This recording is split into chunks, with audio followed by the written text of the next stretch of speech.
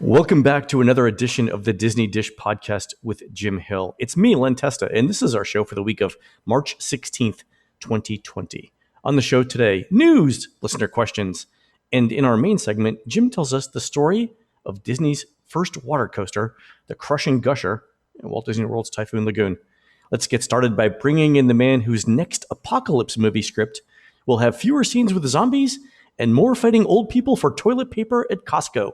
It's Mr. Jim Hill. Jim, how's it going? It's going reasonably well, Len. I mean, it's the morning after the European travel ban got announced. And it's interesting you bring up the toilet paper thing because Nancy is determined to score Purell. Oh, yeah. Okay. Good luck with that. I keep pointing out, there's this thing called soap and hot water.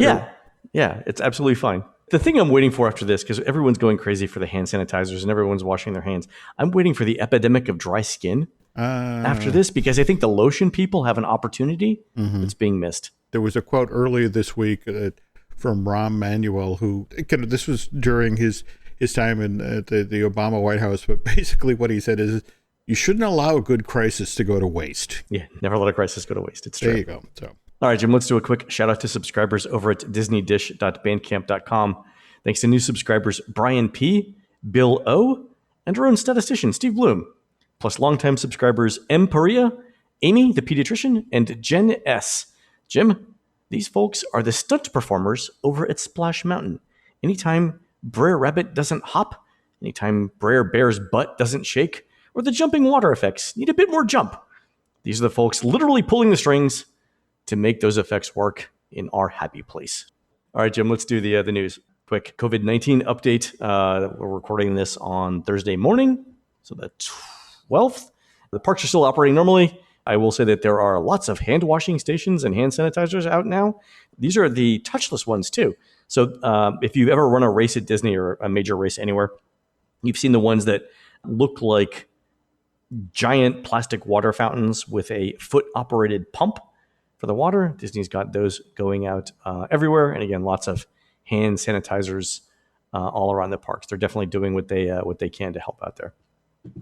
Also, not unexpected, crowds are lower than we anticipated before all of this.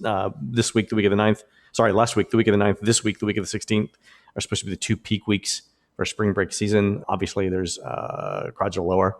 We're also seeing, Jim, maybe some signs of capacity reductions on the order of around 15% for rides. So we've been counting the number of people that are exiting key rides around Walt Disney World. And one of the things that we've been noticing is that compared to the peak levels for spring break that we saw 2 years ago, fewer people are exiting the rides right now. And that's an indication of capacity cuts. So something around 15% is what we're seeing. Okay. Totally understandable in this context, right? Not something that is over surprising. The thing I think that we're telling people is this: even though you think you're seeing fewer people in the parks, because there probably are fewer people in the parks than you're expecting, the wait times might not be correspondingly as low because of these capacity changes. Yeah. Does that make sense? Yeah, and we've had that 6-foot distance suggestion, and I've been hearing anecdotally, I have not been able to confirm this, but in the case of some attractions, what they've been doing is sending out a full car, spacing with an empty car. And that would explain a lot of things, yeah. I wonder about theater presentations, because in California, they've now banned gatherings of more than 250 people. Yeah. And I wonder what that means for theater shows, because some of the theater shows have a capacity well beyond. They're indoors and have a capacity of more than 750 people. I wonder if that's exempt. I don't know what to tell you at this point. I mean, again, we are in terra incognito. There's a lot of stuff that's being invented on the fly here. Have you heard at all about what's been going on at Universal Studios Singapore? No, I haven't. Okay. This is the one major theme park in Asia that's remained open, and that's largely because of the Resorts World Cinesto. They have two enormous casinos associated with that project. So obviously you need people to go to the casino, so that theme park's staying open. They've altered both the backstage entrances, the way the team members come into that park. Likewise, they've reconfigured the main entrance of the park. So basically at both back of the house, front of the house, before you're allowed to enter the park, you encounter a security team member who is partnered with a member of the theme park's medical staff. Oh, and they're temperature testing? Thermal scanning everybody who goes into the park. And evidently anybody with a temperature of 100.4 and above is turned away. Mm-hmm. That's in place, and I wonder how many of the stateside parks are kind of eyeballing that as well. I think that might be the logical move, and I think that would go a long way towards addressing concerns of a lot of people who are maybe concerned about their trips right now. If you can say that you're doing this and you've got the sanitization stuff in effect, I think that might help. It'll be interesting to see what Disney does there. I did note, Jim, that this morning 2 cruise lines announced they were suspending operations, Viking and Princess, for 2 months. Princess, kind of not unexpected because of what happened with their stuff. But Viking suspending all ocean and river going cruises for 2 months. If you think just last night what happened with the NBA, and literally 5 minutes after that, the NHL announced that they're reviewing. They're going to consider data and make a decision later today. I'm sure that the leagues are talking to each other.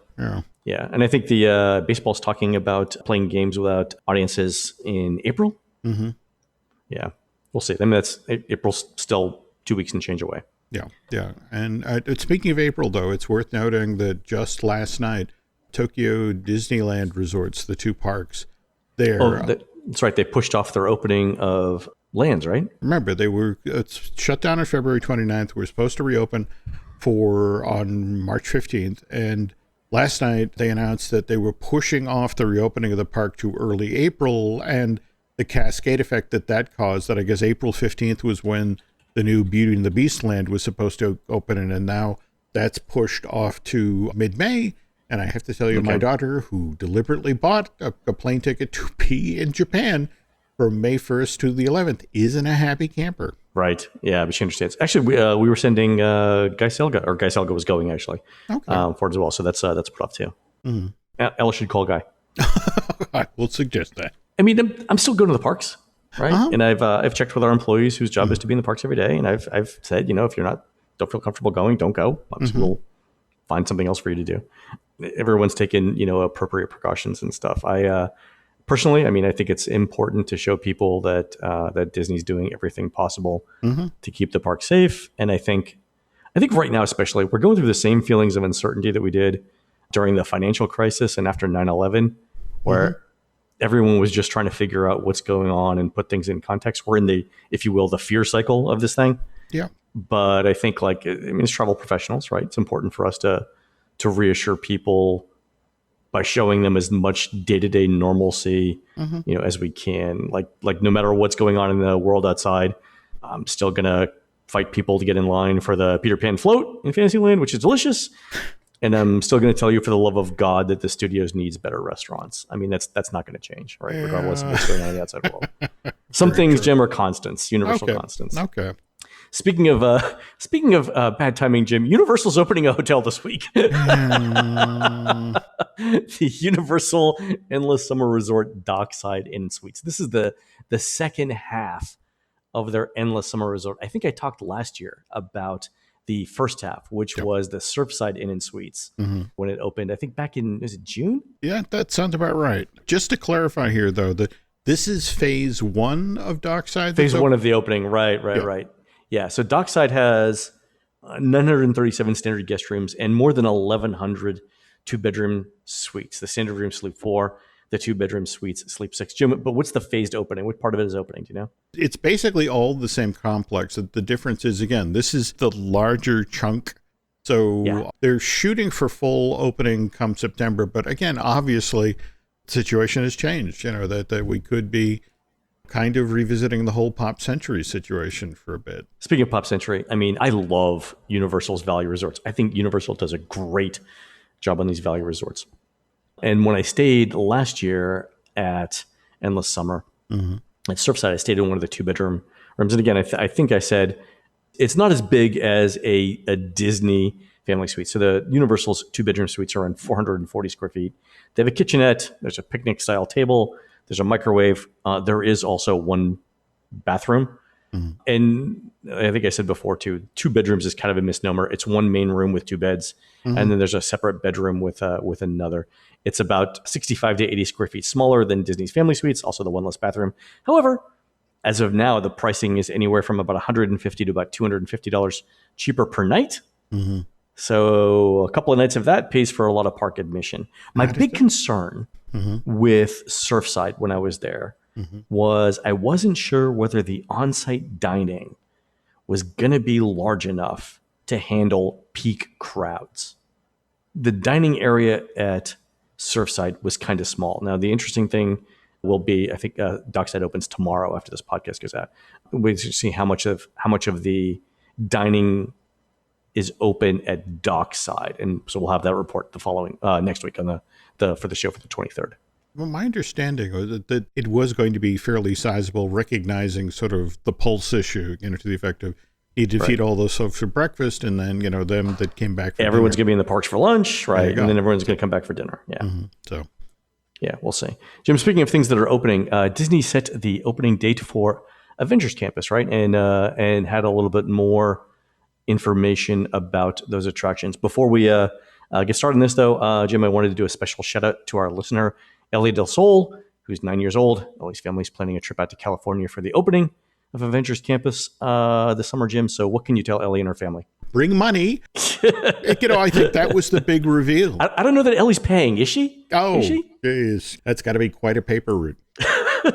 No, the thing that got revealed yesterday, the Spidey bots, which are basically going to be California Adventure's answer to the Droid Depot, across the street. Ah, okay. So you can customize your Spidey bot so it salutes Black Panther or Captain America or that sort of thing. So once again, clever personalized retail item that, God help us, you don't want to put it in the cardboard box. You want to put it in your personalized satchel. Of course.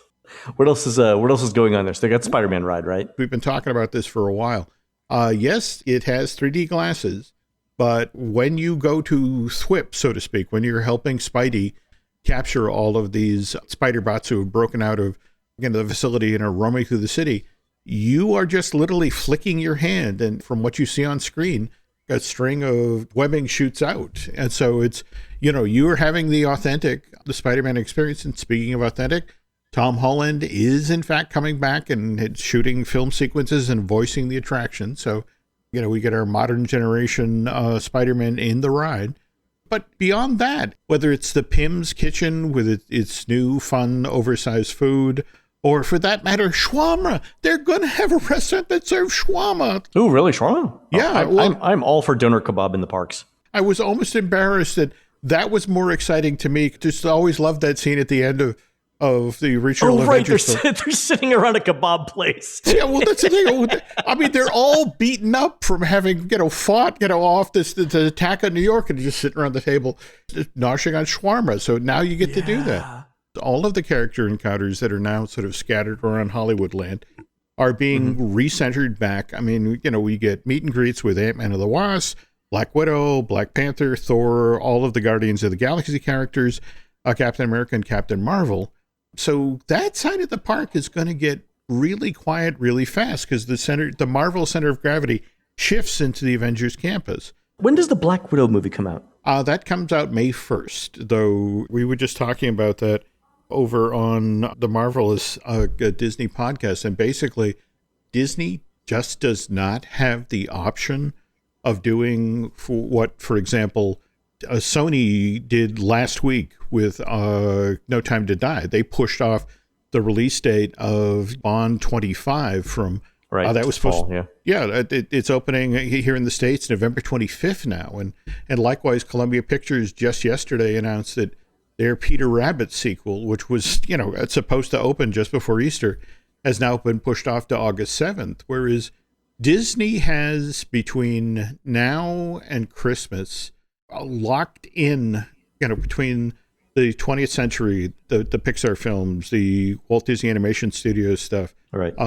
There are 16 films. Yeah, they've got like 2 a month between now and the end of the year, right? And Len, it's the equivalent literally of an air traffic controller at O'Hare. You've got these jumbo jets stacked up, and it's not like, you, number 10 in line, go circle around. Well, not only that, but I mean, the movie operators, the theater operators, rely on these blockbuster films coming out between, Memorial Day and say the end of summer. They do, but we were just talking about, Governor Newsom of California coming down on the whole barring 250 people from being in any one spot at the same time. And there's a lot of people who own theaters that, for example, people who bought tickets to Hamilton, or when you think about how crowded a theater gets on its opening weekend, it's going to get interesting. I wonder what this would do for direct to video. Like if Disney just says, you know what, we're gonna front load. People were talking about just recently about the fact that we're not going to get a brand new set of Mandalorian till October of this year. Likewise, earlier this week, word just came down that The Falcon and the Winter Soldier, which was supposed to be the next big series, did a debut on Disney Plus. They shut down their shoot in Prague and brought the cast home out of an abundance concern with Corona. So there was this concern about, there's no big thing that will drive people to Disney Plus. There's no big hit series. Oh, if only we had content, Jim. If only we had content. Yeah. Gosh, where are we going to get that from? Yeah. I'm just saying they throw Jungle Cruise on there. That's July 25th? Yeah. I'm just saying they break it up. They do it in 2 parts. Not necessarily a bad idea, Len. Disney, you know where to send the checks. There you go. All right, Jim, let's do a couple of listener questions. Jeff writes in with a movie question. He says, I was in line for Seven Dwarfs Mine Train last week, and I overheard a VIP tour guide talking to the group about the Pirates ride. They were discussing why it was their favorite ride, and then started talking about the Redhead and the recent changes to the auction scene. The VIP tour guide said that they would notice that the face is a different style than all the others, and that's not a coincidence, because we should expect to see the Redhead featured prominently in a new Pirates of the Caribbean prequel movie that might be in the works. Have you or Jim heard anything at all about this? Jim, anything about a Redhead prequel Pirates of the Caribbean movie? What I've heard, not necessarily prequel, but yes, the Redhead character, in fact, they had a set of writers hired last year or thereabouts. And the idea was that obviously given Mr. Depp issues with his now ex-wife, he's kind of radioactive at the moment. But on the other hand, Disney does have this character that they love, Captain Jack Sparrow. They've already established on Stranger Tides that he had potentially fathered a child. And so the Redhead character was actually supposed to be the daughter of Captain Jack Sparrow, who is now looking for her father. And again, evidently the idea was that in much the same way as the first films were sort of built around Mr. Turner and his search for his father, these next sets of movies, and again, that's the idea, they're setting up another trilogy, was that, here's Jack's daughter searching for him with the hope that, if they do a wonderful adventure and Mr. Depp shows up in the last 5 minutes of the movie, hopefully by then he and his legal troubles or his battle with his wife will be over and they can redeem the character. Unfortunately, that conceit, at least for now, is on hold. Evidently, they just could not get a script that satisfied them with the whole Redhead Jack Sparrow's daughter idea. Right, that's tricky. Yeah, it's hard to thread that needle, though. So the company literally has pivoted to Jungle Cruise, and the hope that this film will be a big enough hit when it arrives in theaters this summer to then launch the company's next theme park-based film franchise. But that said, they've also hired another brand new set of writers to work on a Pirates of the Caribbean movie, so never say never. Yeah. We've talked about this before, where studios want franchises to continue, whether it's side stories or sequels or prequels or whatever. Yep. They've got a lot of money invested in the franchise. People like the franchise. If they can keep this going, it's important. Yeah, but the thing you mentioned about the script, I think, is key here because they want it to be a franchise. It's probably not going to be a one-off script. The script needs to be able to set up in the first movie something for a second and third movies. And I think that's where the difficulty is, right? Yeah. You can write one movie about anything. It's can you get 3 movies out of an idea? And I think that's the tricky part. I once got to interview Ted Elliott and Terry Russo about the Pirates series, and they literally did write the first Curse of the Black Pearl as kind of a one-off. I mean, the door was open to do further stuff, but when it came time, Disney said, we need a sequel. They said, we literally had to watch that damn movie like 10 or 15 times. Like, what can we pull out of this? Looking for those threads to pull. Like, what can we still do? By the way, speaking of sequels, last night, Laurel and I watched the movie yesterday about the guy who's the only person in the world who remembers the Beatles. Oh. Funny movie throughout, but speaking of sequels, at the very so the premise is that one night something happens, and that the rest of the world forgets about key concepts. So the entire musical anthology of the Beatles is one thing that everybody in the world forgets except this guy, and the existence of Coca-Cola is another. Also, cigarettes. But at the end of the movie, he I won't tell you how it ends, but he's musing about the journey that he just went through, and he said, I kind of feel like Harry Potter after he defeats Voldemort, and the character next to him said, "Who's Harry Potter?" Basically setting up the prequel, which I thought was great. Okay, not to give anything away, but I love how they handled John Lennon in that movie. Yeah, it was nice. Yeah, I liked it. I thought it was a cute movie.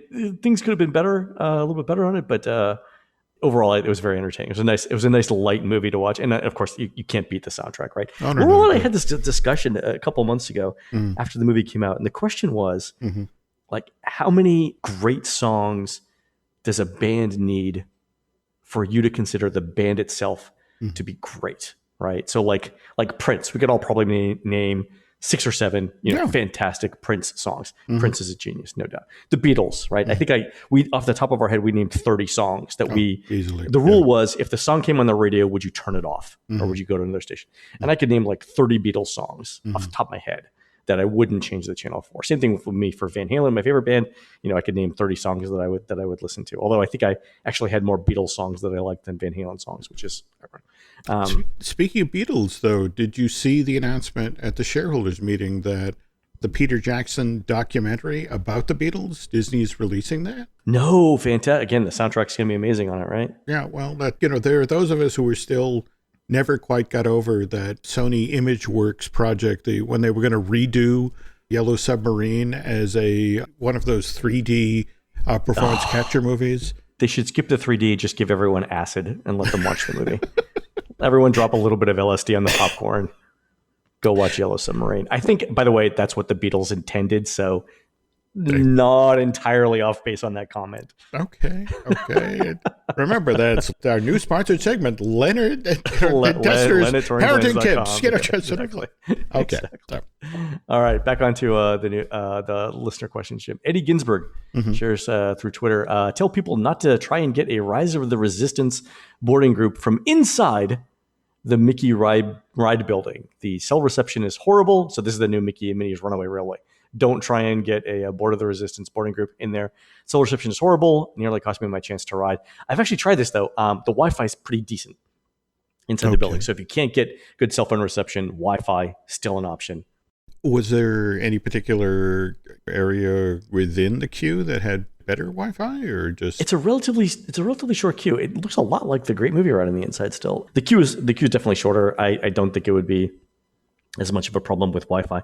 And I think part of the reason for the decent Wi-Fi is because it's a trackless ride system. They need really good networking in there. So they've got tons of equipment in there for the whole thing. Makes sense. Okay. Finally, Kevin writes in, hello, Jim and Len. As summer approaches, I've been thinking about water parks.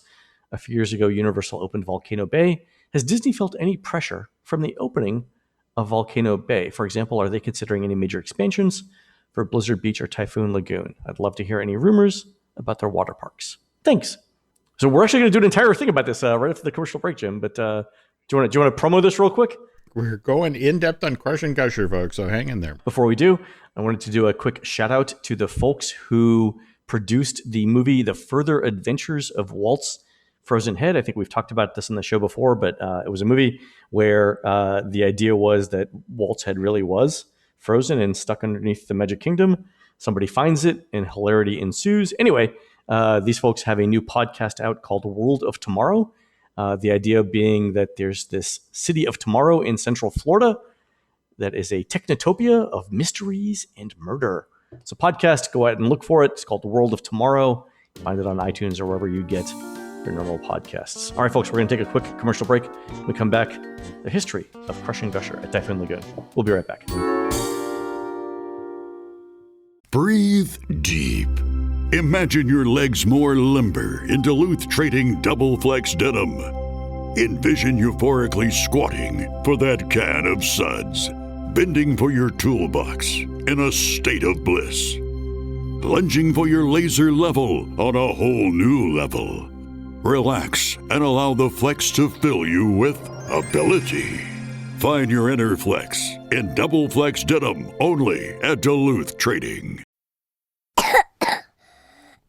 Oh, the sick day struggle is real. But with Dimetapp, it doesn't have to be. Children's Dimetapp works quickly to soothe multiple bothersome cough, cold, and allergy symptoms in a single dose. Our fast-acting formulas are designed with kids in mind, so they get everything they need and nothing they don't. Available in liquid and on-the-go chewable tablets. Tap the banner now to shop at Amazon and say goodbye to the sick day struggle with Dimetapp. Use as directed. As I mentioned, for the promo for this show, bathing suit season is coming up, and that means water parks. What can you tell us about the history of my favorite roller coaster in a water park, Crush and Gusher at Typhoon Lagoon? Nothing at Disney ever starts where you think it starts. This story actually gets started in 2002, 2003. Disneyland's 50th anniversary is coming up in 2005, and the conceit at Parks and Resort decided that they wanted all of the Disney parks worldwide to benefit from this occasion. So that's why they came up with sort of the two-part. There was the happiest homecoming on Earth. That was the Disneyland portion of the 50th anniversary celebration. That actually started on May 5th, 2005. So 05/05/05. Get it? And then it wrapped up September of 2006, where in Orlando, they wound up celebrating what was known as the happiest celebration on Earth. And the overarching idea that they're not celebrating necessarily Disneyland Park, but the fact that 50 years ago, the Disney theme park was invented. Basically, the idea was all of the other Disney parks around the world sent presents to Disney World. Right. They send an attraction or a show or parade or something like that, right? That's it, exactly. And remember, this is before Hong Kong Disneyland opens. That wouldn't open until September 2005. And of course, Shanghai is just a glimmer in the eye at that point. That wouldn't open until June of 2016. So right. So we have Disneyland Resort in California, Tokyo Disney Resort in Japan, and the Disney Paris Resort in France. So California Adventure sends Epcot a clone of Serenova, California. Likewise, the Magic Kingdom gets from the Tokyo Disney Resort, they get Cinderella-bration, which, in a lot of ways kind of plowed the road for the Royal Hall that replaced Snow White's Scary Adventure. Because remember, the key of this show in front of Cinderella Castle was that all of the Disney princesses came out to sort of pay tribute to Cinderella and Prince Charming on the eve of their royal marriage. And then, of course, over at then Disney MGM Studios, they got Walt Disney Studios Park in Paris's Lights, Motor, Action show. Again, a no-brainer. That's a studio park. This was a studio park. But it's only at this moment they're like, oh, wait a minute. What are we doing for Animal Kingdom? And it's like, oh, I hadn't thought of that. Right. Oops. So what they end up doing is Lucky the Dinosaur. The walk-around character. We had a walk-around character question not too long ago. We did. And Lucky actually debuted summer of 2003, made his first appearance at the LA Museum of Natural History, and then made a couple of appearances at California Adventure, and then basically got pulled back to Imagineering because it was like, wow, we need to work on this thing. Did you ever see it live? I did not. I did. And it was impressive. I mean, it was slow moving, but for the technology of the time, right. The thing that I remember they got right, they got the gait, the movement looked like a real animal with the articulated joints, like knees and stuff like that. And then from a distance, the skin looked like what we thought dinosaurs would look like at the time, right? I thought they got those aspects of it right. Again, it was a little bit slow. I tend to think of a dinosaur that size as moving approximately like a rhino, like a large rhinoceros. Yeah. It wasn't quite that fast because rhinos, I think, can go 30 miles an hour. If my if my Kilimanjaro Safari's knowledge is correct, 30 miles an hour. But overall, you could see where it was going. I think these days with, more lightweight materials with better actuators and things like that, especially the stuff you've seen from the Spider-Man acrobatic thing, they could probably do a much lighter, even more realistic version. Yeah, but I saw it a couple of times in the parks. I wish I had, because the thing is, remember, it was dragging a flower cart where a lot of the tech that actually drove the thing, was hidden under flowers and that sort of thing. And now they can put it inside. I think that the thing that was especially heartbreaking is they made that decision for the summer of 2005 that first it would spend a few weeks that summer as part of the happiest celebration on Earth in Animal Kingdom, which is because of all of the plants and the hottest, most humid theme park in Florida. And then they ship it off to Hong Kong, which again sits at the edge of Penny's Bay in Hong Kong. And the Imagineers I talked with about it, it's that the thing that always caused Lucky to malfunction was humidity. And it's like, so you send it to the two most humid places on the planet. And perhaps we could spray water underneath it as it walks to make it even better. These days, it came back and was in such a horrible shape at that point. Yeah. And they'd also at that point pivoted away from living creature initiative to living character initiative. That's exactly Remy, to living characters. Wally, that sort of thing. So last time Lucky was cited was actually in Leslie Iwerks' Imagineering Story, a series for Disney Plus. There's a scene where Joe Rohde is sort of wandering through Imagineering, and in the background under a plastic tarp is poor Lucky. So again, they needed something for the Animal Kingdom, which they did Lucky, but then it was a question of, well, okay, what about the water parks? And it's like, we don't have to do anything for River Country. That closed in November of 2001. And we finally admitted in January of 2005 it was closed. These things take time. You're in denial, or it would probably be easier to swim in denial. Anyway, in regard to Blizzard Beach, remember, this is just getting underway. They're talking about locking in attractions for the 50th celebration, the Walt Disney World component. And Blizzard Beach had only opened in April of 1995. So this is late 2002, early 2003. This is still a popular water park. It's still, people are still coming out to do, the slides and to do the miniature golf component. So it's like, this is Winter Summerland, right? Where is, Typhoon Lagoon? It had been, Walt Disney World's second theme park, or water theme park, opens in June of 1989 and definitely needed some TLC at this point. So this is why WDI management turns to Patrick Brennan. Patrick began working for Disney back in the 1980s, and he had a knack when it came to water-based attractions. He was one of the Imagineers who rode hard on the Maelstrom when that backwards flume ride was being installed at Norway in 87, 88. He then transferred over to the Typhoon Lagoon installation team, gets that up out of the ground for 89, and then he's off to Japan, where he rides hard on that theme park, Splash Mountain, which opens in October of 92. And by the time they're reaching out to Patrick now, he's just completed his assignment as the director of design and production for Tokyo Disney Seas, which, again, this is a theme park full of water-based ride shows and attractions. That's the amazing thing about the Disney Corporation, right? No matter what idea they come up with, there's probably somebody already in the organization who's like, oh yeah, I've done that. Yeah. So they go to Patrick and say, okay, what do you think? Hey, you got any ideas for new ride show attraction for Typhoon Lagoon? And Patrick, like all Imagineers, tries to stay current when it comes to themed entertainment. I mean, that's why you'll see Imagineers over in the Universal parks. Conversely, you'll see members of the Universal creative team over at Disney doing things like checking out Galaxy's Edge. It's always funny to see ride designers in a park that belongs to a company they don't work for. And I've seen this before, right? And it's always the awkward head nod, almost like you're in Berlin and you see the East German spy.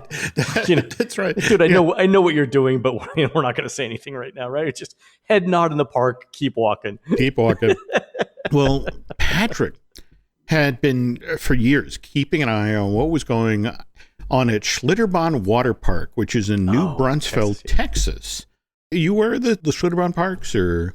Oh, yeah. It's they've been in the news recently, right? They opened up a couple of really intense water slides, if I recall correctly. Okay. Well, that is what this park is known for. In fact, they were among the pioneers of the water park concept. They opened their first park in 1979, and only Wet n Wild beat them out the gate. That opened on iDrive back in March of 1977. But anyway, Schlitterbahn had this piece of technology, the Master Blaster, that just fascinated Brennan. Hold on, let me guess. Master Blaster, it is a Stevie Wonder themed water slide. No? Am I off Oh, base? You're so close. You are just, I figured. Yeah, well, I know these things, Jim. Go ahead. Yeah, I know a lot about stuff. Go ahead. But in this case, what Master Blaster allowed a theme park operator to do was create a water slide attraction that, thanks to the use of incredibly powerful water jets, could propel a raft uphill. Ooh. Schlitterbahn introduced this technology at its Texas parks back in May of 1994 with the Dragon Blaster attraction, and 2 years later followed it up with an even bigger, stronger attraction that at this point is just called Master Blaster. Okay. Truly exciting ride technology, one that guests genuinely enjoy and then would go out of their way to re-experience whenever they went back to Schlitterbahn. As far as Patrick was concerned, the only problem with this tech was that Schlitterbahn wasn't using Master Blaster to its fullest advantage, that it wasn't using this tech to tell a story. Typhoon Lagoon is all about story. I mean, all of us have driven in past those Burma shave signs of a furious storm rolled across the sea, the whole creation myth of Typhoon Lagoon. And we all know about the storm that dropped Miss Tilly on top of Mount Mayday. We all know about, the villagers after the storm rebuilt using the wreckage that was there to create the village that's kind of around the wave pool there. But what Brennan proposes, what if there's a part of town that we haven't previously allowed guests to see or explore, that's something that lies beyond the leaning, formerly Placid Palms resort, with the idea that right after the storm, this area was just such a mess that, it's like, oh, look, we'll get to that later. Let's fix the main complex. And we'll maybe in a couple of years finally getting around to that part of it. And so that brings us to the Tropical Amity Fruit Exporters building. If you see it today, you wander through the jungle to get there. You're surrounded by overgrown fruit orchards. And, the idea is that a few decades ago, this rusted hulk was home to the region's leading grower and exporter of tropical fruit. And as we walk up to the structure, we see all of the equipment that was once used to clean and then move boxes of fruit around the complex, which would then be shipped out around the world. And this waterlogged building now sits at the edge of Hideaway Bay, a new body of water that was actually created by the ferocity of the storm that created Typhoon Lagoon itself. So rusted old building with high pressure produce washing equipment, which of course you want to, you want to wash with the fruit, skin. It peels it at the same time. There we go. Okay, but again, so that gives you, the setup for your story, the stuff that powers the rafts uphill as they're on the Crush and Gusher. But it's always been here. It's always just been out of sight, behind these overgrown orchards. And what, Walt Disney World executives loved about Brennan's proposal was two things. It expands the story of Typhoon Lagoon, not to mention the overall capacity of this water park in a logical way. And let me say that ride capacity in a water park is probably the number one concern of management. I think there are many. The reason why you see so many side by side slides is because a typical water slide in a typical park probably has a capacity of 100 to 200 people an hour. Oh, if that. And that's nothing. Yeah. Okay. All right. So capacity is super important in a water. Okay. Also, again, this proposed technology was going to make use of pre-existing technology. So there's no way it could be GM Test Track revisited. Right. Okay. We know taking this thing out of the box, it's going to work. But you mentioned the capacity thing, and Patrick, having dealt with the huge crowds at the Tokyo Disney parks, we're like, look, when we get to the top here, we're not doing one slide, we're doing three. We're doing three fruit shoots. That's right. I forgot to mention they're fruit themed, right? There's what was it, pineapple, banana, and something? Yeah, pineapple plunger, coconut crusher, and the banana blaster. And each of the slides is roughly the same, between 410, 420 feet. And all of them feature that pushed uphill thrilling sequence. So each of the water nozzles is shooting out 1,350 gallons a minute. You could peel a watermelon at like 50 feet, right? And the other thing is that if you pushed water through a fire hose at this speed and at this pressure, the stat they use is you could shoot a stream of water from the ground up over the Twilight Zone Tower of Terror show building. Wow. Okay. And again, the great thing about Patrick Bannon, he's a pro. So it's one of these things to defray costs. And again, hey, it's a fruit processing center. They reach out to Chiquita, who come on board as the sponsor of the Crush and Gusher project. Gets announced in 2004, and the beauty of it is because remember, that all of the Disney water parks go down in during the winter. I want to say, what is it? Typhoon Lagoon and Blizzard Beach sort of swap off as to who's down. Like November-ish to like February-ish, depending on who's doing what. Yeah. So the beauty of it is when the park is completely closed to guests, you can really zoom a new attraction in there. So when Typhoon Lagoon reopened for the season on May 13th, 2005, Crush and Gusher was ready. So the first guest through the gate that day got to experience the attraction before it officially opened on March 16th. And again, the MC of the ceremony, Len, was Days of Our Lives star Kristen Storms, get it? Yeah. And then the first two people to experience Crush and Gusher were U.S. amateur wakeboard champions Mitchell and Spencer Connell from Nashville, Tennessee. Nice. Crush and Gusher, huge hit right out of the bat. Guests love it. It gets top marks from, survey work in the park. So Disney immediately was like, where else can we use this water coaster technology? Jump ahead to 2007, which is when the Disney Cruise Line begins designing the next two ships of the line. Oh, I know where you're going with this. There you go. Go ahead. Yeah, the Disney Dream, which launches in January of 2011, and the Disney Fantasy, which opens in which launches in February 2012.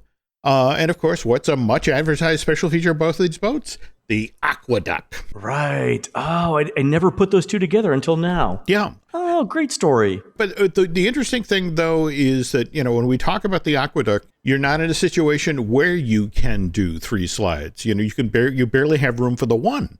Well, there are also fewer people on a cruise ship. This is true. Yeah.